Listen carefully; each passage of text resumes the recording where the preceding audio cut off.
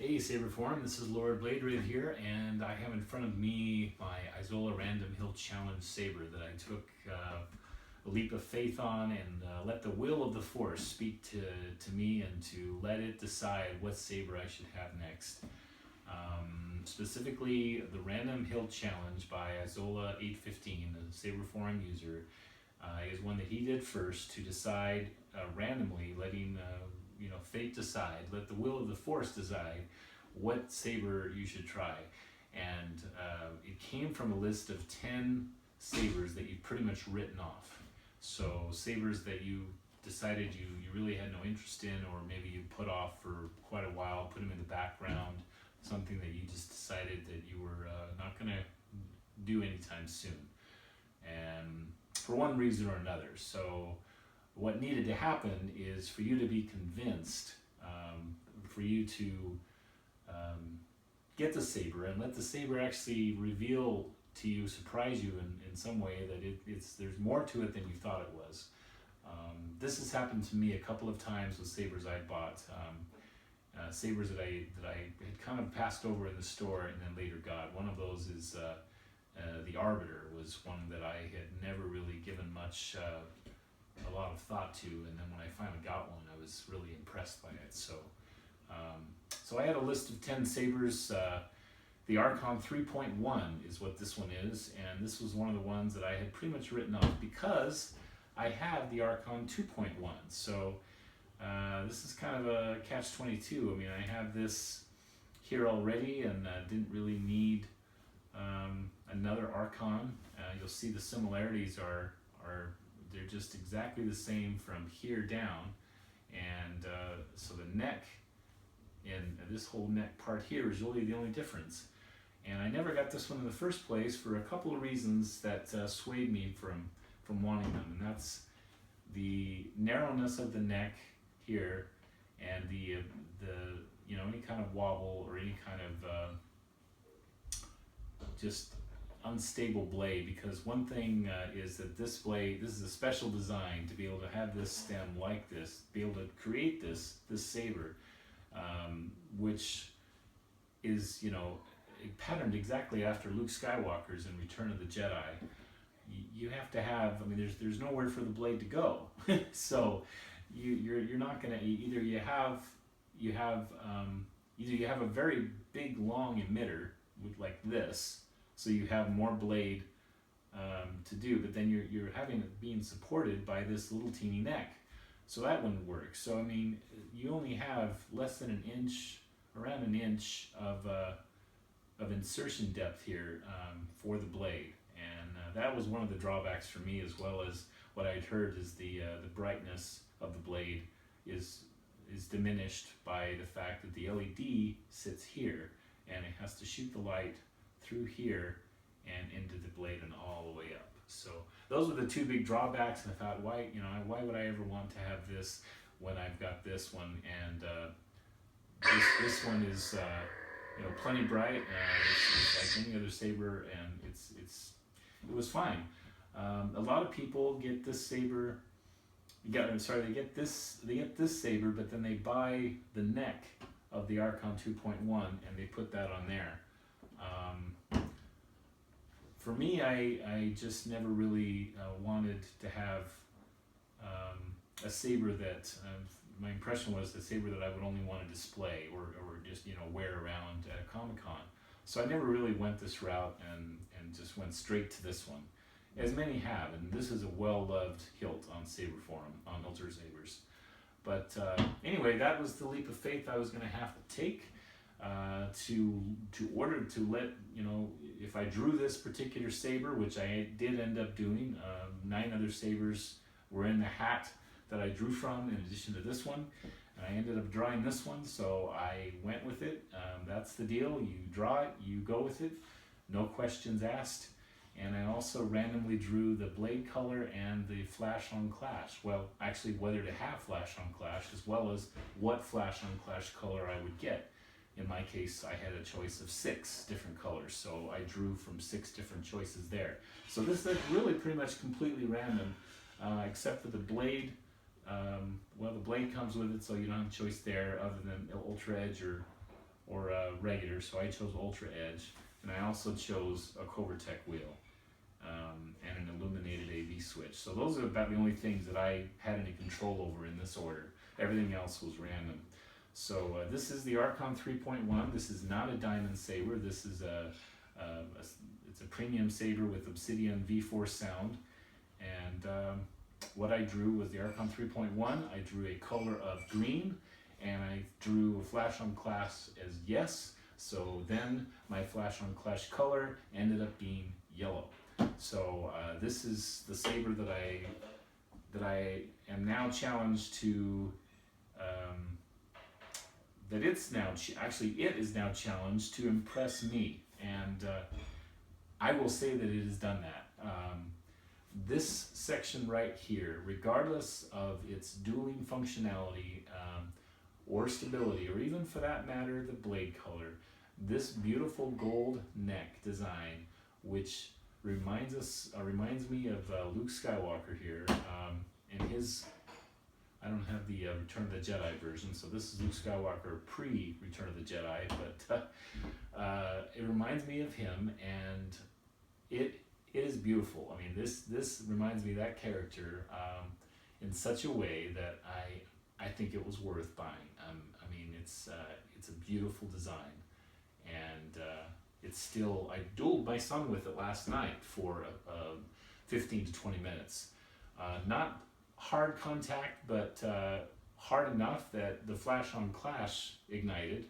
So we were dueling pretty good, and no problem. No warping, no bending, no nothing. And this is a heavy grade blade, so blade could totally take it. It's just whether or not this could take it, and it did. So I can honestly say it's fine for dueling. Yes, if you swing it around, you're gonna feel a little bit of a wobble because there's just the one blade screw to hold it in. To be honest, I wonder if I ought to maybe send it in and I should have maybe done this, maybe had him do another blade screw on this side, but no big deal. It really was quite sturdy. When I was hitting, we were hitting like this, and to be honest, it just gives a little because it's got that little bit of a flex, but it's not. I didn't ever feel like the blade was gonna break. So I'll ignite it now. There we go. That is the consular green. This is not a tri-consular green, but it is a consular green with sentinel yellow flash on clash. And again, this is a brightly lit room, so you probably can't see a lot, but I'm delighted with it. I got a white AV switch, white illuminated silver AV switch, and interestingly, they gave this pommel, I didn't know this, but the pommel came with a belt clip.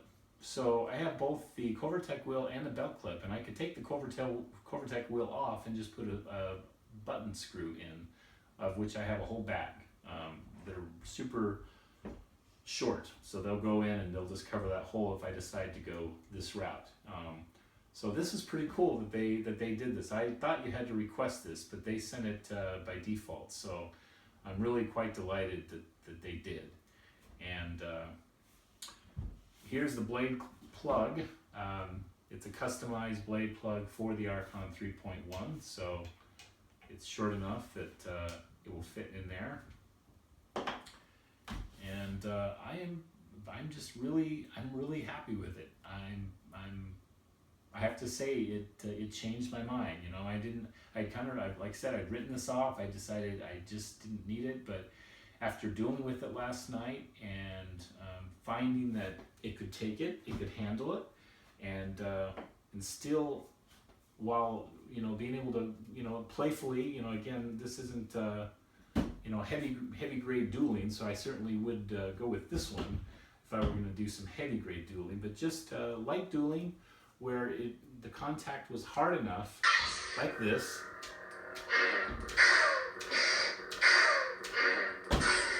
It engaged the flash on clash. It could totally take it. It's no problem. It's just a little bit of a vibration, but this This is a lot tougher than you think it is. This is a lot tougher than it looks. Very good, very good. Also, one other thing I'll just kind of point out that I did is I got quick disconnects. So if I ever want to swap the blade color out, I can do that quite easily. One funny thing I thought I would maybe share, kind of a, I guess you'd call it an anecdote or just kind of a discovery that I made. When I got this, when I unscrewed this for the first time, and I tried to get the MLS LED unit out, it didn't want to come out very easy. Matter of fact, it got out about this far, and I had to really kind of grab onto it and pull it. Well, what had happened is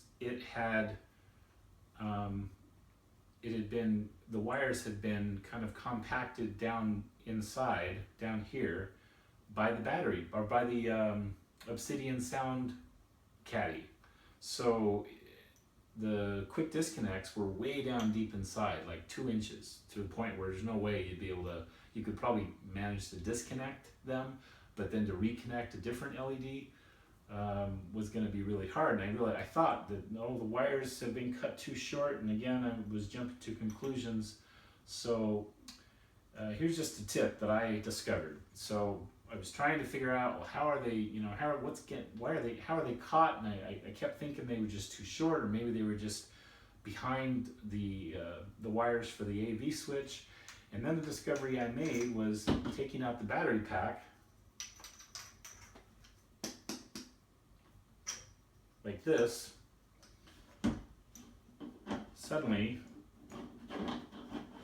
it straightened out the wires to where it was kind of like they were in a knot, because the battery pack, or the Obsidian board, had pushed up and kind of rolled them into a knot, so they couldn't get past the AV switch. So by pulling this out, they straightened out, and then I was able to gradually pull these out like this, and now you can see the quick disconnects. But before, these were way down inside. Specifically these, I mean, I got them to the point where they were like around here, but I just couldn't get them up high enough where you could ever disconnect and then reconnect a new one. So just a tip, you know, if you ever have trouble getting your quick disconnects out, try taking the bottom out and pulling it like this. Not hard, obviously, you don't want to break your wires or anything, but just kind of give it some breathing room, and then you'll be able to get the quick disconnect wires out. So that's just a tip. And also, if anyone's, I'm not sure this has ever been shown much, but this is what the emitter looks like.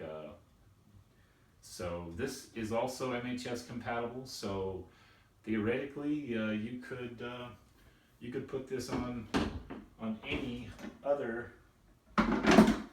Whoops, my bad. Good thing these things are tough. I just dropped my Guardian on the floor, but it's carpeted, so we're okay. You could take this and put it on, like, say, the Emperor's Hand. And it fits quite nicely. So just a thought. That looks pretty good. And I also have, you know, by default, the Emperor's Hand has a gold Covertech wheel on it as well. So looks pretty good. And this, the Emperor's Hand is also, it also has quick disconnects. I don't remember, I think I have Violet Amethyst in there right now. So there's my Emperor's Hand with the Archon 3.1 pommel, or emitter. So with that, I will say adieu, and I hope to see you around in the forums. Happy sabering!